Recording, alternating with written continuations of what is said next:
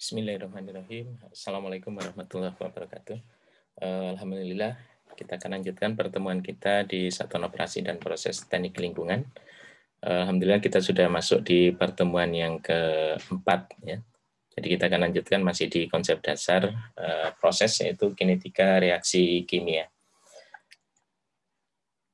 Oke, jadi untuk pertemuan dasar ini nanti kurang satu pertemuan lagi yang insya Allah akan kita adakan hari Kamis, ya, terkait dengan reaktor, itu tipe reaktor hidrolika reaktor. Sedangkan untuk kinetika proses sendiri, hari ini kita akan berfokus hanya di proses kimia. Sedangkan nanti untuk kinetika proses biologis, jadi ini ada sendiri nanti kira-kira di pertemuan sesudah UTS, ya, nanti disampaikan oleh Pak Awaludin. Oke, pertanyaan pertama adalah mengapa sebenarnya reaksi kimia ini penting bagi khususnya engineer atau insinyur teknik lingkungan. Kadang-kadang bagi yang tidak suka kimia, reaksi kimia ini begitu agak mengerikan lah, ya, seperti itu. Pada dasarnya memang untuk kepentingan kita, ya, calon insinyur teknik lingkungan ataupun juga insinyur teknik lingkungan, ini terutama terkait dengan kepentingan-kepentingan yang sifatnya praktis. Praktis itu artinya di lapangan kita memerlukan pengolahan secara kimia misalnya, sehingga di sini harus kita tambahkan bahan-bahan kimia. Nah, sayangnya penambahan bahan-bahan kimia ini juga kadang-kadang juga dalam tanda petik agak ngawur gitu. Misalnya begini, berapa penambahannya tawas misalnya, ya kita berikan 1 kilo per hari misalnya. Kenapa harus 1 kilo? Ya biasanya diberikan sekian. Bagaimana kalau kekeruhan airnya naik? Ya kalau kekeruhan airnya naik ya kita tambahkan 10%. Dasarnya 10% apa? Tidak ada dasar misalnya. Atau kalaupun ada misalnya kita lakukan jar tes untuk penambahan tawas. Penambahan tawas kita lakukan jar tes. Nah, jar tes ini hanya dilakukan sekali sepanjang usia dari instalasi pengolahan air minum misalnya. Nah, ini kan tentunya kurang tepat. Kenapa? Karena sebenarnya kan fluktuasi dari kualitas air itu juga terjadi, sehingga pemberian dari bahan kimia itu tentunya juga fluktuatif. Ya. Oke, jadi mengapa kita memerlukan reaksi kimia ini walaupun kita tidak begitu suka mungkin ya. Yang pertama adalah karena sebagian besar pencemar kita itu dalam bentuk bahan kimia. Bahan kimia yang dia tidak mudah untuk terdegradasi secara biologis. Sehingga mau tidak mau kita juga harus manfaatkan proses-proses kimia. Nah, bahan kimia ini juga bisa berubah selama dia di dalam perpindahan atau transportnya. Nah, ini yang kemudian kita juga agak harus hati-hati ya. Karena bisa jadi bahan kimia yang dibuang di pabrik misalnya, di dalam perjalanannya di sungai, dia berinteraksi dengan bahan kimia yang lain sehingga dia membentuk satu bahan kimia yang baru. Perubahan tidak ada masalah kalau dia menuju bentuk yang tidak berbahaya. Bagaimana kalau ternyata di sini justru meningkatkan potensi bahaya dari pencemar?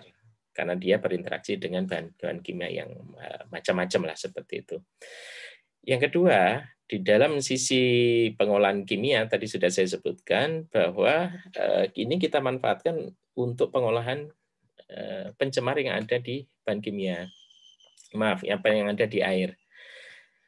Ya, jadi misalnya pencemar tadi misalnya untuk kekeruhan misalnya, atau keberadaan dari besi dan mangan terlarut misalnya di air, ya, atau kemudian juga dari mikroorganisme misalnya. Ya, di sini tujuan keempat misalnya diperlukan proses mematikan mikroorganisme yang proses-prosesnya adalah proses-proses kimia, ya, sebagian besar seperti itu. Yang ketiga adalah reaksi kimia diperlukan untuk mengubah pencemar terlarut menjadi tidak terlarut. Nah, ini tujuan kita ini. Ini sama dengan proses biologi sebenarnya. Jadi bagaimana material yang terlarut itu sebenarnya sulit untuk kemudian dipisahkan.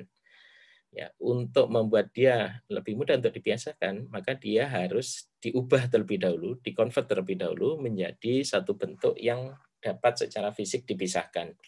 Misalnya apa ya? Misalnya dengan proses sedimentasi, flotasi ataupun filtrasi. Nah, oleh karena itu diperlukan pengubahan bentuk dari terlarut menjadi tidak terlarut. Ya, yang ini misalnya saja kita gunakan proses oksidasi misalnya di sini. Ya, jadi ini beberapa alasan ya mengapa kemudian reaksi kimia itu penting bagi kita ya.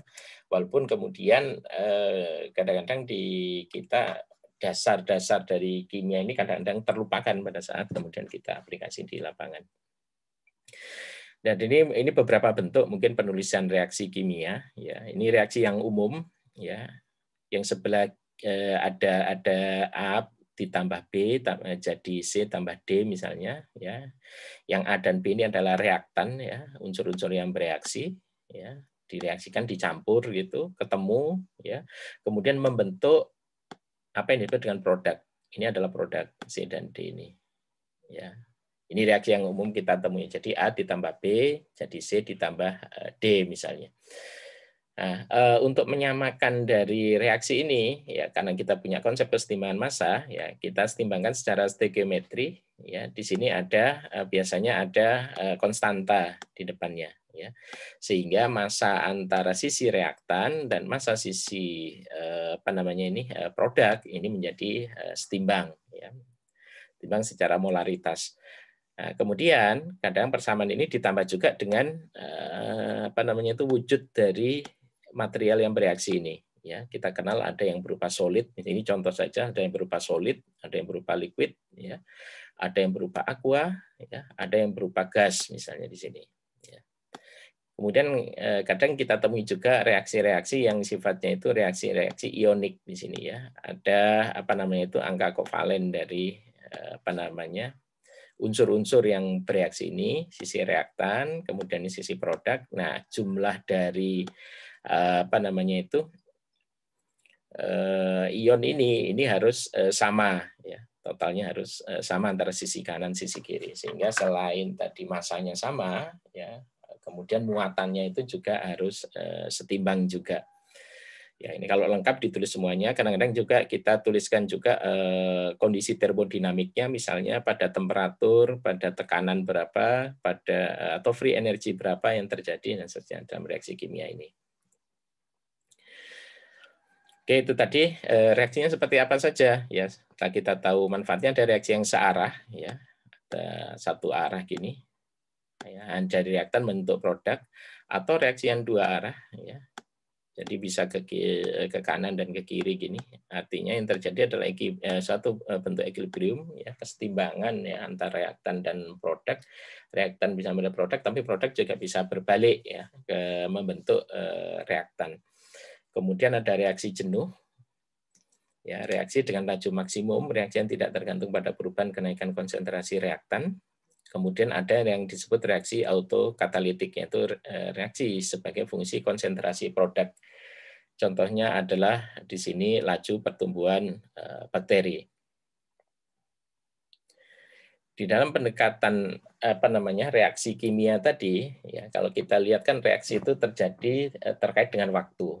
Nah, waktunya ini bisa cepat gitu, bisa juga lebih lambat sehingga lebih bisa kita amati. Maka sebenarnya pendekatan di sini ya kita bagi dua. Yang pertama adalah pendekatan kinetika, ya.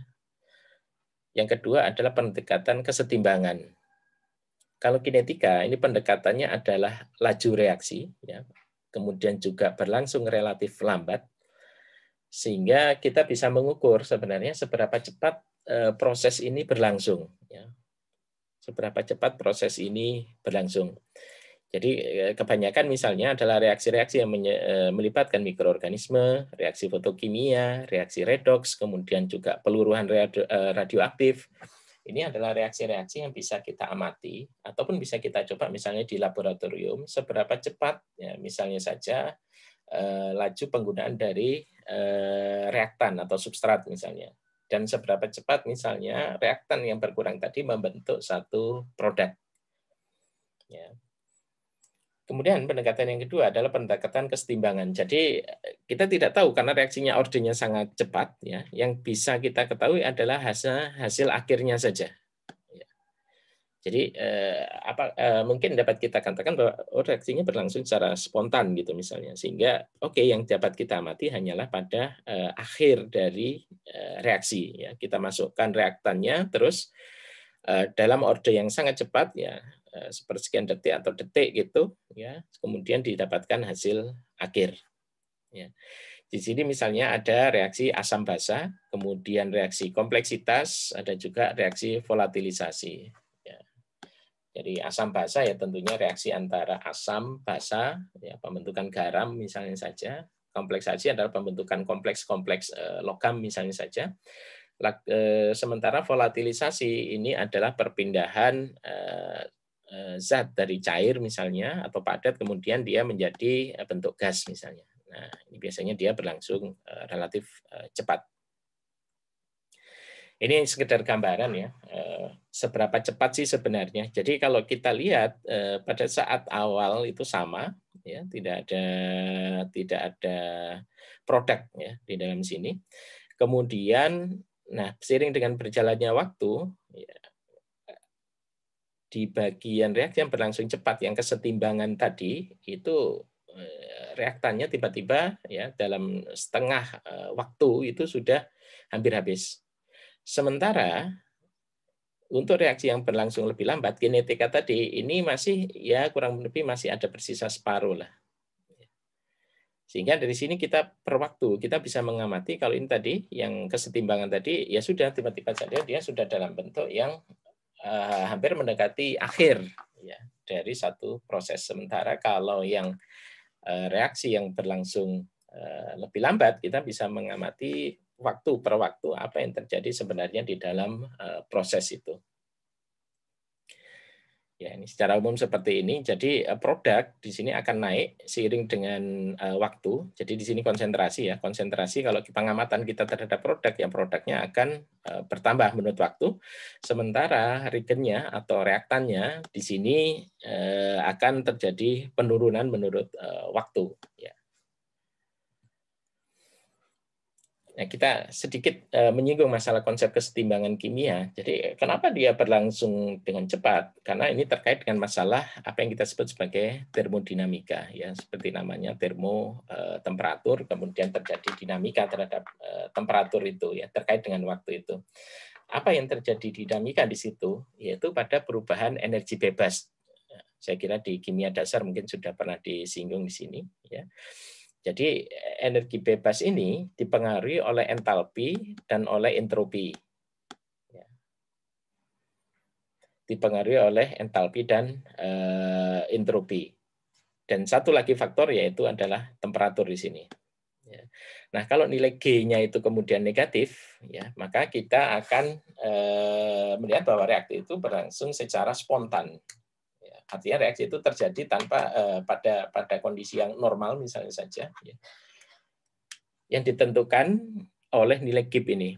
Ya, jadi di sini keterangannya kalau nilai Gibbs-nya itu lebih kecil dari 0, maka dia akan berlangsung secara spontan menuju pada pembentukan satu produk. Sementara kalau G-nya itu lebih besar dari 0, ya, maka kecenderungannya adalah reaksi ini sulit untuk berlangsung, ya.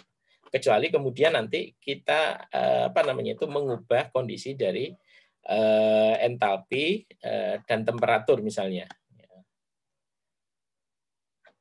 Nah, di sini otomatis kemungkinan dia akan bisa berlangsung. Sementara kalau dia sama dengan 0, ya ini kondisi equilibrium, ya cenderung untuk tidak berubah. Nah, ini sehingga menyebabkan bahwa setiap penulisan dari reaksi kimia itu belum tentu akan terjadi secara spontan. Ya. Jadi misalnya tadi A tambah B jadi produk C tambah D itu belum tentu akan terjadi kalau kemudian ya dalam tinjauan kesetimbangan kimia kalau ternyata energi bebasnya itu tidak lebih kecil daripada 0 tadi ya. Artinya faktor-faktor yang berperan terutama dalam kondisi normal ini tidak menyebabkan reaksi itu berlangsung. Sehingga harus kita lakukan suatu rekayasa ya, supaya reaksi itu berlangsung. Misalnya apa? Yaitu tadi temperaturnya kita naikkan, ya, tekanannya kita naikkan misalnya saja, sehingga proses bisa berlangsung. Ya, the change in free energy for a reaction standard condition delta G can be determined as the sum of the free energy of formation of the products multiplied by their stoichiometric coefficient minus the sum of the free energies of formation of the reactant multiplied by their stoichiometric coefficient. Jadi intinya sebenarnya ya energinya, energi chip ini tergantung dari energi chip untuk produk ya dikurangi dengan reaktan yang masing-masing dikalikan dengan jumlah dari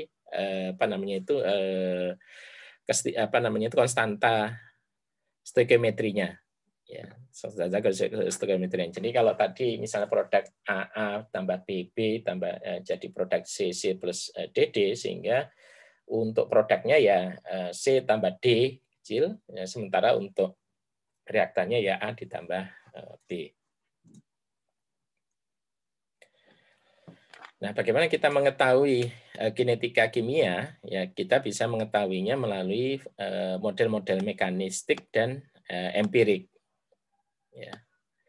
Kinetika kimia mempelajari laju reaksi dari sebuah proses kimia. Kinetika kimia berkaitan dengan percobaan untuk menghitung laju persamaan. Nah, ini kita harus melakukan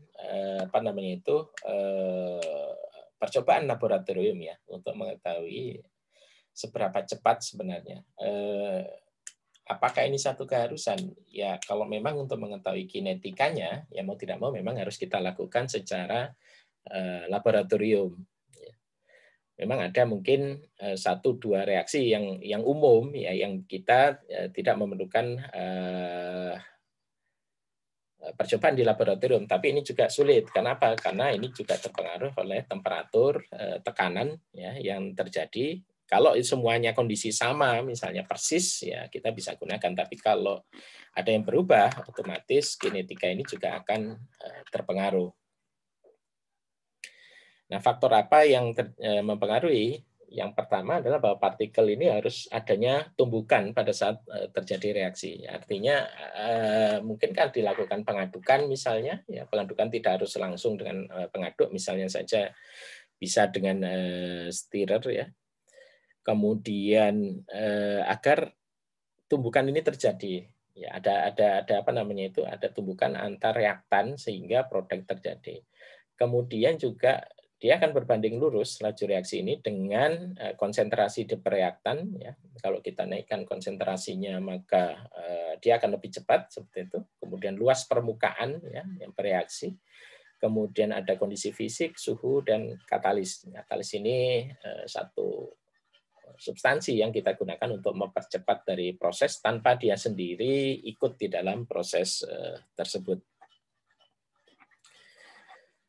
Jadi di sini dapat kita definisikan bahwa laju reaksi merupakan pengurangan konsentrasi reaktan atau penambahan konsentrasi produk per satuan waktu.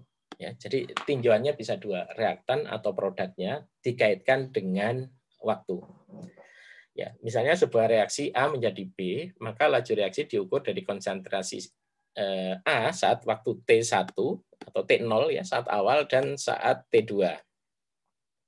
Lajunya adalah perubahan konsentrasi ZA ya, terhadap perubahan waktu.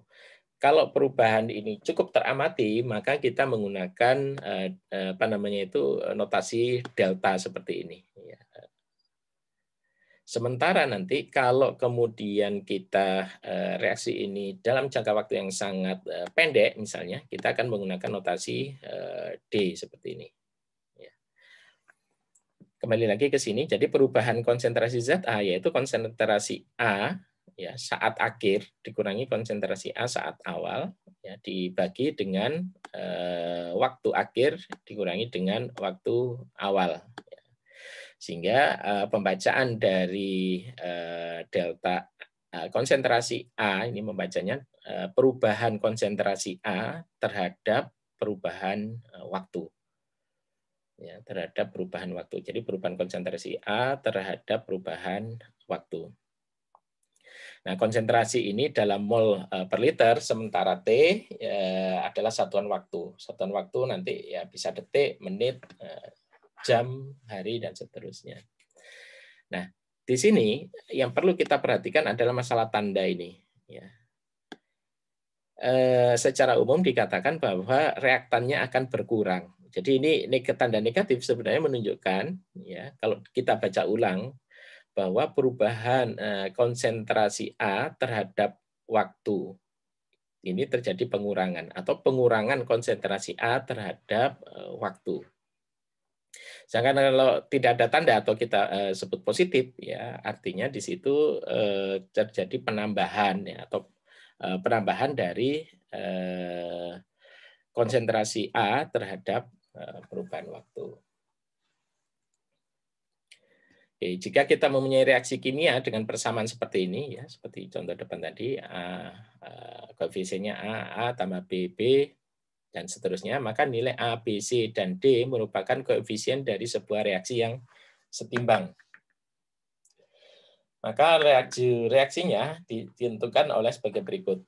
Jadi ini tergantung misalnya A, tergantung perubahan negatif ya, karena dia berkurang itu seper A ya, konstantanya A dari perubahan konsentrasi A terhadap waktu sama dengan ini seper B ya, dari perubahan konsentrasi B terhadap waktu.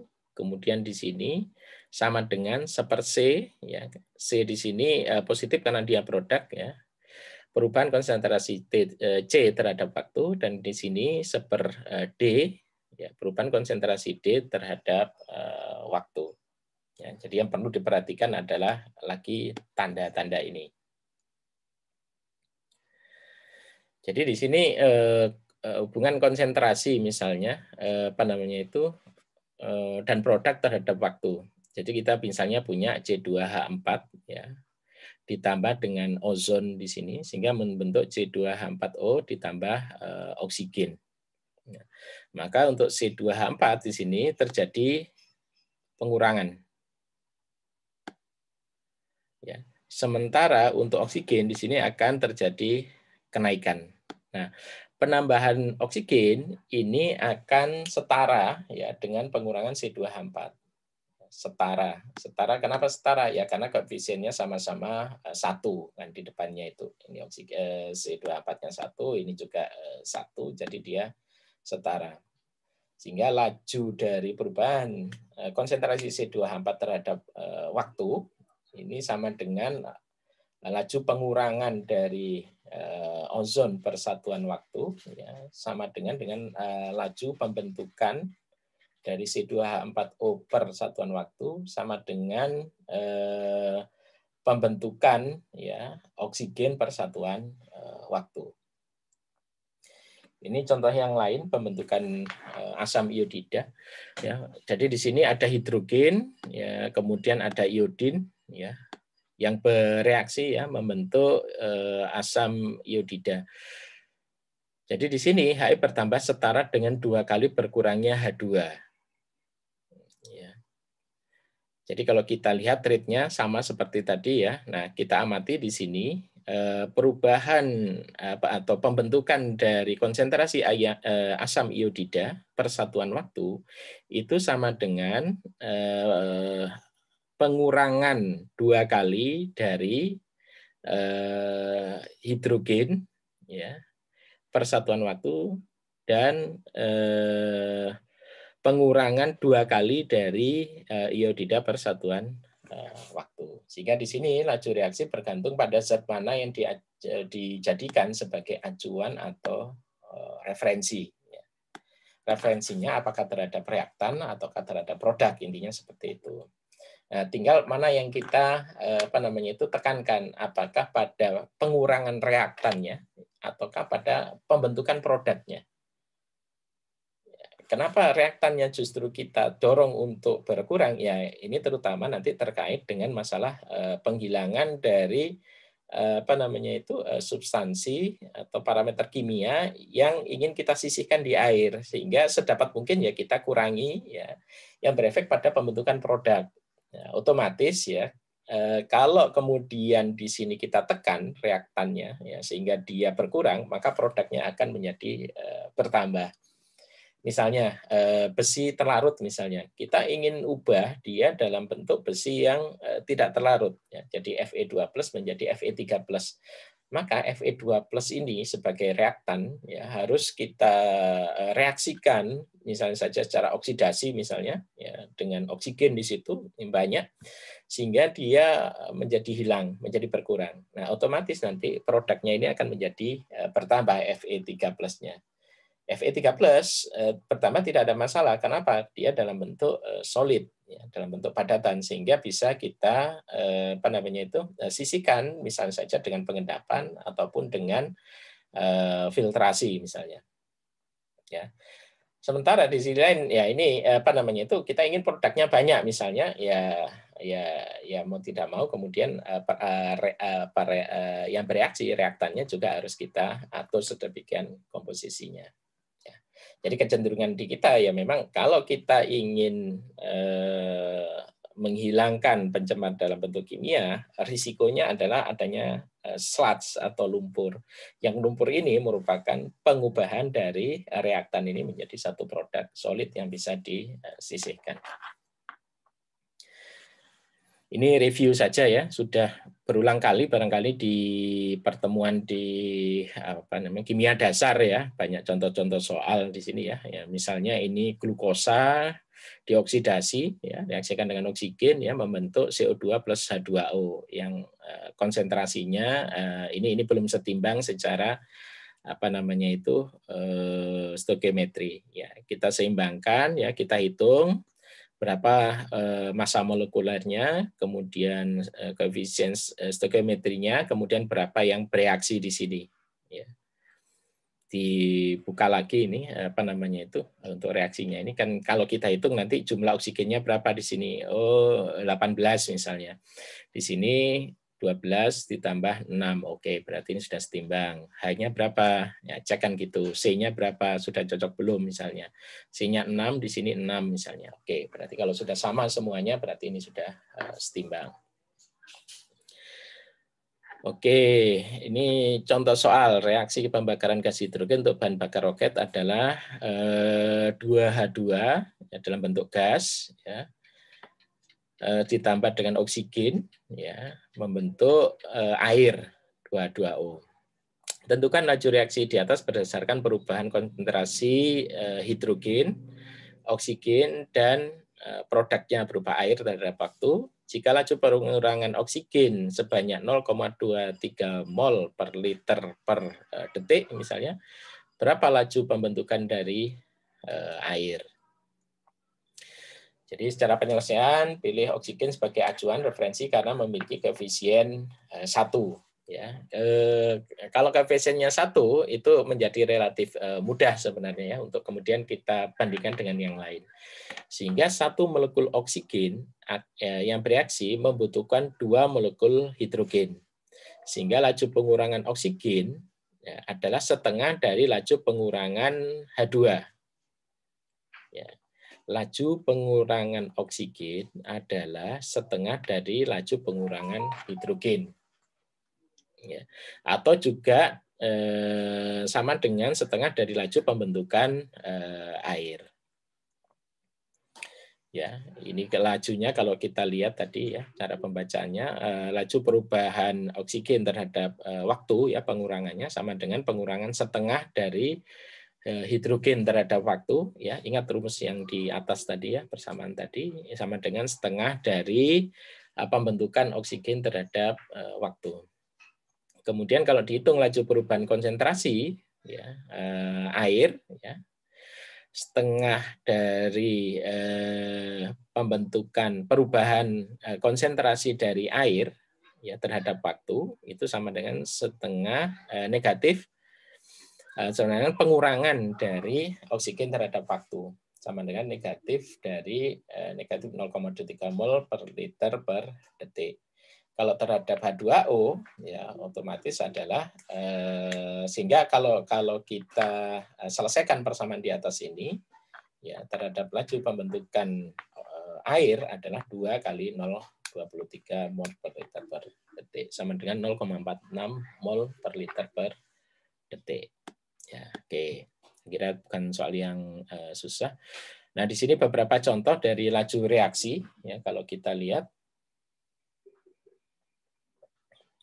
ada perubahan dari bakteria, mikroorganisme. Ini nanti di pertemuan sudah UTS. Kemudian ini yang nanti akan kita lihat ya, masalah konstanta dan order reaksi ini. Ya. Kemudian ada adsorpsi-desorpsi, ya. Ada natural decay, kemudian ada sedimentasi, ada volatilisasi. Ya. Ini contoh dari laju. Hampir semuanya di sini sebenarnya menunjukkan laju.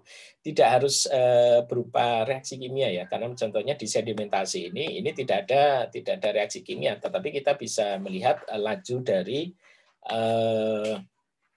kecepatan pengendapan ya, phase settling ini ya, terhadap ketinggian ya atau kedalaman ya, dikalikan dengan konsentrasi dari settleable solidnya. Jadi hampir bisa dikatakan bahwa setiap laju reaksi yang teramati ya di sini bisa kita hitung laju reaksinya. Oke, laju reaksi merupakan fungsi yang kompleks sebenarnya. Jadi laju reaksi atau R, simbolnya seperti itu, adalah fungsi dari temperatur, tekanan, komponen ya, yang bereaksi dengan produk. Jadi kalau temperatur kita ubah, misalnya saja, maka lajunya akan berubah. Kalau tekanan kita ubah, ini juga akan berubah. Ya. Kalau komponen yang bereaksi ini kita ubah, ya tentunya akan memberikan perubahan juga. Untuk reaksi yang berlangsung pada temperatur konstan, ya, ingat di sini temperatur konstan, nanti kalau perubahan temperatur itu akan kita simbolkan ini, theta ya, theta atau iota ini, ya nanti coba dicek aja. Ya, ini nanti tergantung dari konstanta perubahan temperatur, ada laju karena dipengaruhi oleh temperatur, ya seperti itu. Maka kalau kita punya reaksi A tambah B jadi C tambah D, ya di sini laju reaksinya adalah konstanta dari konsentrasi A dikalikan pangkat M, ya dikalikan dengan B pangkat N, di manakah adalah ketetapan dari laju reaksi. M dan N adalah order reaksi yang ditentukan dari hasil percobaan atau eksperimen. Dan nilai M dan N tidak berhubungan dengan nilai koefisien A dan B ini.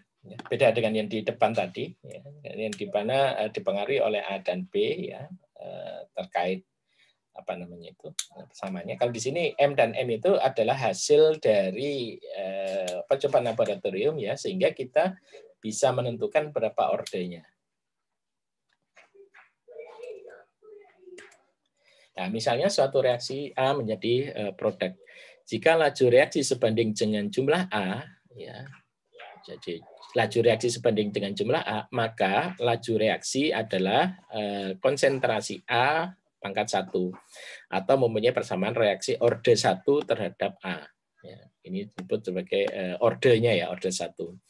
Kenaikan laju reaksi sebanding dengan jumlah pangkat 2A atau R sama dengan konsentrasi A pangkat 2, ini disebut mempunyai persamaan reaksi order 2. Jika laju reaksi tidak bergantung terhadap jumlah A, maka mempunyai persamaan reaksi order 0 terhadap A. Ya. Jadi ini masalah order ini ya ditunjukkan dengan pangkat ini, order 1, order 2 atau order 0 kan seperti itu, karena dilihat ya pangkat 0 kan sama dengan 1. Artinya apa? Tidak tergantung dari jumlah A-nya. Oke, jadi kita pindah di sini ada order reaksi individu dan order reaksi total. Jadi diketahui di sini nitrogen oksida dalam bentuk gas, dia akan bereaksi dengan hidrogen, ya, yang berbentuk gas juga, membentuk gas nitrogen, ya, dan air. Ya, ini dan membentuk air. Laju reaksinya adalah K, ya, kemudian di sini nitrogen oksida pangkat 2, ya. Order 2 berarti di sini dikalikan dengan hidrogen. Sehingga kita sebutkan di sini bahwa reaksi order ini adalah reaksi order 2 terhadap nitrogen oksida dan order 1 terhadap hidrogen, sehingga total order reaksinya adalah order 3. Ya. 2 ditambah 1 di sini. Reaksi orde 3 secara total. Nah, ini yang untuk mengingatkan kembali bahwa di sini H2 memiliki reaksi orde 1 ya, hidrogen memiliki reaksi orde 1 meskipun koefisien stoikiometrinya adalah 2. Ya, di sini. Saudara bisa lihat, meskipun di sini ada koefisiennya 2 ya, tetapi ordenya adalah orde 1. Nah, dapat ininya dari mana? Taunya ya dari percobaan di laboratorium. Ya. Sehingga di sini orde reaksi didapatkan dari percobaan dan tidak bisa hanya disimpulkan dari persamaan stoikiometri reaksi. Nah, bagaimana kalau kemudian mencoba untuk membuat satu laju reaksi ini ya hanya dengan memasukkan koefisien stoikiometrinya misalnya. Nah, itu namanya nekat dan itu adalah praktek yang salah. Ya, jadi untuk membentuk satu persamaan ini ya kita harus membuat percobaan di laboratorium ya pengamatan ya terhadap laju pengurangan reaktor, laju pembentukan produk ya. Baru kemudian kita bisa menurunkan persamaan ini. Ya, intinya seperti itu. Oke, menentukan orde reaksi dan persamaan laju reaksi. Jadi di sini tentukan orde reaksi untuk setiap reaktan dan orde reaksi totalnya. Ya. Di sini 2NO dalam bentuk gas ditambah oksigen membentuk nitrogen oksida. Nah, ini persamaan laju nilainya sudah tersedia di sini, ya, sudah tersedia. Artinya apa? Artinya ini sudah dilakukan di laboratorium, ya. Nah, perhatikan nilai eksponen pada laju reaksinya bukan pada koefisien kesetimbangan pada reaksinya. Ya, jadi bukan angka-angka ini, kesetimbangan ini yang di depan ini, tetapi adalah pada eksponennya, pada nilai pangkat-pangkatnya ini. Ya. Oke. Ya, oh ya, untuk mengingatkan aja ini bukan pangkat 0 ya, ini pangkat 1 gitu. Soalnya ada yang kalau tidak ada itu berarti 0 bukan. Ini pangkat 1 sehingga tidak ditulis gitu. Kalau pangkat 0 ya itu tadi dia ordenya orde 0, tidak tergantung dari konsentrasinya. Oke, di sini nilai pangkat nitrogen oksida adalah 2, sedangkan oksigen adalah 1, sehingga orde reaksinya adalah orde 2 terhadap nitrogen oksida, orde 1 terhadap oksigen, dan total ordenya adalah reaksinya adalah orde 3. Yang B demikian juga ya, kita lihat berdasarkan pada apa namanya itu, pada eksponennya ya, pada eksponennya tadi. Nah, bagaimana kemudian menentukan orde reaksi dari satu percobaan? Tadi kan sudah kita tinggal menerapkan saja berapa ordenya terhadap reaktan ini, berapa ordenya terhadap produk ini misalnya saja. Nah, kita lakukan eksperimen ya. Di sini adalah jumlah eksperimennya, kemudian di sini jumlah awalnya berapa ya. Kemudian di sini jumlah reaktan, konsentrasi reaktannya ya. Ingat konsentrasi ini dalam mol per liter, ini adalah oksigen ya. Kemudian di sini adalah nitrogen oksidanya. Ya, jadi pada percobaan pertama inisial apa namanya? Laju awalnya berapa mol per liter persatuannya waktunya ya. Amati sekian, jumlah konsentrasi oksigennya sekian, konsentrasi nitrogen oksidanya sekian misalnya. Kemudian laju 6,4 misalnya kali 10 pangkat minus 3, jumlah oksigennya sekian, 2,2 kali 10 pangkat minus 2, kemudian nitrogen oksidanya tetap misalnya, ya tidak berubah. Dan seterusnya seperti itu. Ya. Sehingga kita membandingkan misalnya antara percobaan 1 dan 2, di mana nitrogen oksidanya itu adalah konstan ya, kita lihat di sini, kita cari yang konstan di sini. Kalau kita konstankan sementara oksigennya kita ubah, berapa sih sebenarnya perubahan lajunya ya, sehingga di sini kita melihat terhadap oksigen nanti laju itu berapa perubahan kecepatannya.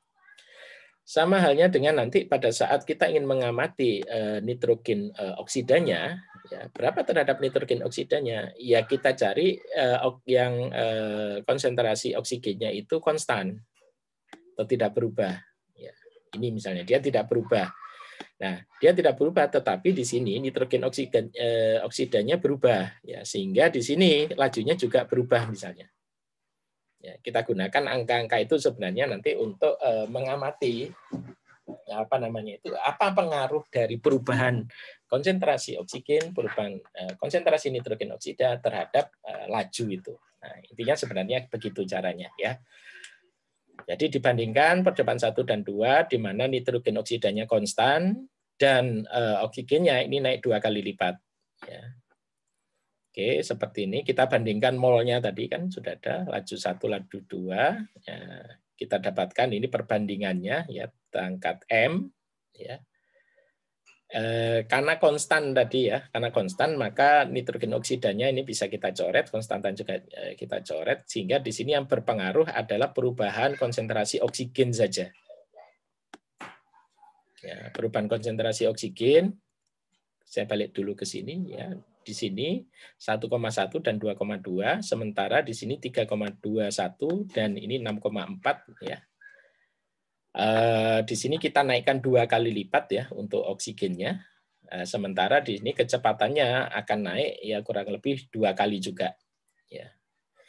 Jadi seperti ini perubahan dari konsentrasi oksigennya, sementara ini perubahan dari kecepatannya seperti itu. Ini kita dapatkan 1,99, ya, sementara ini kita dapatkan 2 pangkat M. Ya, kini kita bulatkan 2 sehingga di sini adalah M itu adalah pangkat 1, sehingga dia mempunyai reaksi orde 1 terhadap oksigen. Ya, dapat juga ini menggunakan persamaan logaritmik, ya, untuk menentukan M dengan persamaan A sama dengan B pangkat M, ya. Nah, ini sama saja hasilnya yaitu orde 1, ya, karena ini mendekati 1, ya. Nah, di sini orde reaksi itu tidak hanya berupa angka bulat seperti yang di contoh yang pertama, yang sebelumnya tadi, ya. Di situ kan ada pangkat 3/2 misalnya. Nah, dia bisa positif, 0, negatif, ataupun juga pecahan. Nah, persamaan laju reaksi ini dikembangkan dengan pemodelan reaksi kimiawi dan biologis menggunakan data percobaan laboratorium. Tadi sudah kita singgung, ya. Ada beberapa metode digunakan untuk menentukan orde reaksi dan nilai konstanta laju reaksi, ya. Sekarang nilai konstantanya yaitu dengan metode integrasi ataupun diferensial. Ya, jadi pertama metode integrasi, ya. Ini laju perubahan atau pengurangan dari konsentrasi A terhadap waktu sama dengan K kali A, ya.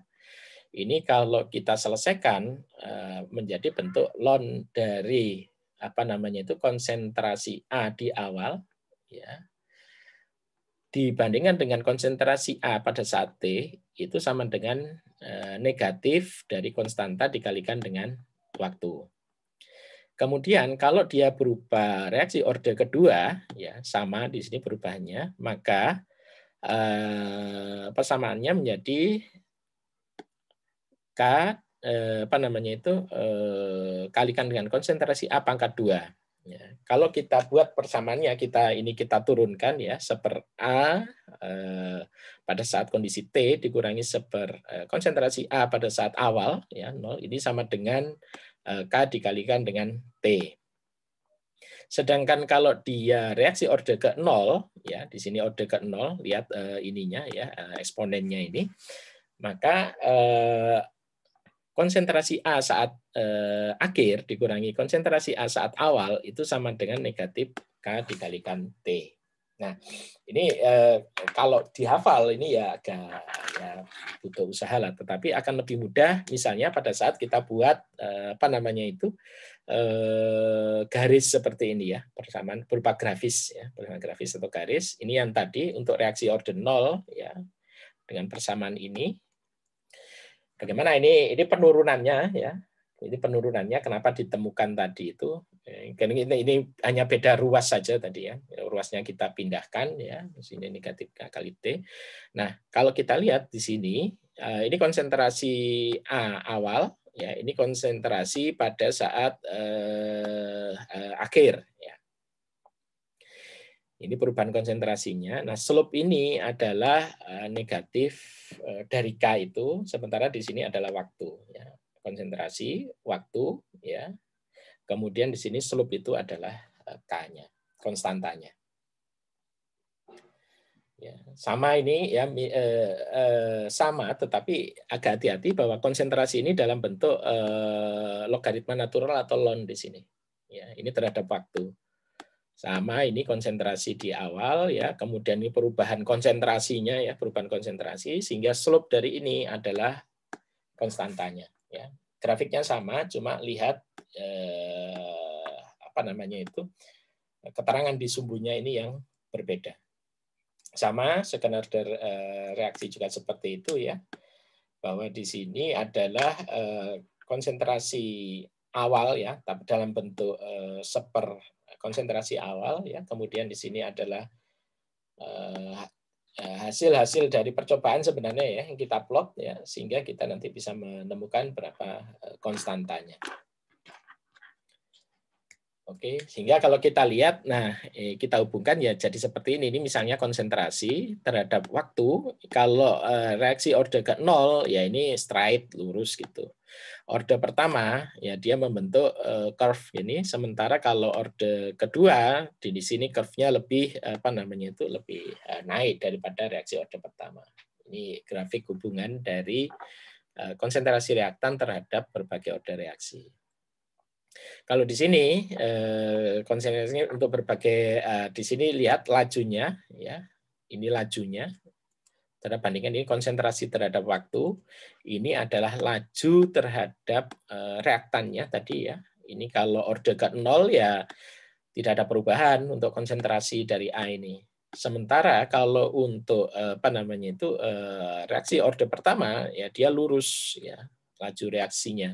Sementara kalau orde kedua dia membentuk grafik yang cenderung melengkung atau geometrik. Ya.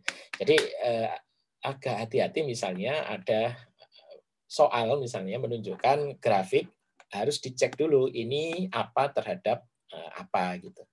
Ya. Nah ini ringkasannya saja ya sama seperti yang di depan tadi mengulang. Ya ini juga sama ya. Tidak ada perbedaan di sini dari penjelasan sebelumnya, hanya beda di dalam apa namanya tampilan grafisnya saja. Yang kedua, ya kalau tadi di integral, di sini diferensial. Ya, asumsi laju reaksi ini proporsional terhadap pangkat n dari konsentrasi. Ya, jadi laju reaksi Ra ini adalah proporsional, ya sama terhadap pangkat n tadi. Jadi kalau saudara lihat ini persamaannya mirip-mirip aja ya. Hanya saja kemudian untuk pendekatan penyelesaiannya ya di sini yang agak berbeda karena kita menggunakan pendekatan diferensial. Oke. Kita pakai contoh soal sajalah ya. Ini contoh soal ini juga ada di buku yang lain dalam bentuk disebutkan reaksinya gitu ya. Ini saya ambilkan yang dari diktatnya Pak Agus Slamet dari ITS. Tentukan orde reaksi dan konstanta laju reaksi untuk data berikut. Percobaan dilakukan di dalam reaktor batch. Ya ingat di dalam reaktor batch. Insya Allah nanti pertemuan ke depan kita akan berbicara masalah macam-macam reaktor. Reaktor batch ini adalah reaktor di mana tidak ada input dan output untuk debit. Sehingga yang teramati perubahan di dalamnya itu hanyalah transformasinya saja. Ya, jadi enaknya pakai batch itu adalah kita bisa mengamati laju, kita bisa mengamati perubahan koefisien-koefisien kita perlukan itu dengan lebih mudah. Ya. Kemudian di sini kita tentukan metode integrasi dan metode tentukan dengan metode ya integrasi dan metode diferensial untuk konstanta laju reaksi, orde dan konstantanya. Ini ada waktu ya, kemudian di sini ada konsentrasi A dalam mol per liter ya. Kemudian kita kembangkan data untuk plot data dengan asumsi reaksi orde 1 dan orde 2. Kenapa nggak orde 0? Ya karena di sini kan A-nya berubah. Ya. Kalau A-nya tidak berubah, ya dia berarti orde 0. Jadi A mol per liter, kemudian kita ubah bentuknya dalam bentuk log A konsentrasi A per A0 ya. Di sini seper A ya. Kita ubah data-datanya ya. Kemudian kita plot ya. Apa namanya ini log ini ya untuk menentukan jika reaksi mengikuti orde 1 gambaran 1,3A karena hasil plot tidak meningkat lurus maka percobaan tidak mengikuti orde 1. plot ini negatif seper A ini terhadap T untuk menentukan jika mengikuti order 2. Ya. Karena ini menunjukkan garis lurus, maka dia mengikuti order 2. Ya. Jadi di sini pakai trial error gitu modelnya, dia mengikuti model yang mana gitu. Ya. Oke. Terus konstanta dengan menentukan slope yang diperoleh. Jadi kalau K-nya itu sama dengan dari slope ya, slope itu kan perbandingan Y per X gitu. Ya. Jadi ini Y-nya, ini X-nya ya terhadap waktu gitu. Kita dapatkan sekian liter mol per menit sehingga konstanta A itu sama dengan 0,0081 ya dari sini tadi per liter per mol per menit dengan order 2 karena dia mengikuti order 2. Ya, jadi pakai trial error gitu. Dicoba-coba fit untuk ketemu dengan yang mana. Kemudian kalau dengan diferensial ya kita gunakan dua waktu di sini. Ya, misalnya untuk yang kedua di sini. Sorry, dan yang keenam. Kita gunakan yang kedua dan keenam di sini ya. Ini tidak lurus garisnya. Ya, sehingga kita dapatkan di sini waktunya berapa, 2 menit dan 6 menit, kemudian di sini berapa molnya, ya. Kemudian di sini kita masukkan persamaannya, untuk 2 dan 6 menit itu, kemudian disubstitusikan untuk penemukan nilai N-nya. Ya. Kita ketemukan 2,02 sehingga kita bisa simpulkan ini adalah order kedua, sama dengan yang pertama tadi. Jadi di sini kita dapatkan persamaannya ini, dia sudah nemu dia order 2, sementara berapa K-nya? Ya, pada T 2 menit, ya maka laju perubahan, laju konsentrasi A terhadap waktu itu adalah negatif 10,7. Ya, kita dapatkan, kita selesaikan persamaannya, K-nya adalah 0,0078 liter mol per menit pada 6 menit. Kita dapatkan negatif 22, K-nya adalah 0,0077. Coba kita bandingkan tadi, ya ada perbedaan memang antara hasil ini, tetapi tidak akan terlalu besar hasilnya ya. Jadi perhitungan konstanta menggunakan ini prinsipnya sama, tetapi ketepatan perhitungan ya dengan plotting data ini diperoleh dengan hasil yang lebih akurat. Kenapa? Ya karena seringkali nanti hasil-hasil percobaan ini kalau kita cobakan, misalnya yang awal tadi, maaf. Nah ini pada waktu yang lain ini barangkali juga memberikan hasil yang agak berbeda-beda. Sehingga untuk mengurangi ke tingkat perbedaan itu kita bisa menggunakan grafik sebenarnya ya. Artinya metode integrasi. Walaupun itu nanti sifatnya trial error. Tapi kalau untuk sekarang saya kira tidak ada masalah. Karena apa? Ya karena sekarang kan sudah bisa pakai Excel misalnya saja yang lebih praktis di dalam perhitungan-perhitungannya. Oke, jadi ini sampai di sini pertemuan kita untuk kinetika reaksi kimia ya. Ini ada beberapa soal untuk dicoba di rumah ya. Saudara bisa memanfaatkan Excel misalnya aja untuk perhitungannya kalau ini berupa perhitungan berulang seperti itu ya. Nanti dikumpulkan hari Kamis ya 18 Maret 2021. Demikian yang dapat saya sampaikan untuk pertemuan kali ini. Ya, terima kasih atas perhatiannya. Dengan Alhamdulillahirrahmanirrahim. Assalamualaikum warahmatullahi wabarakatuh.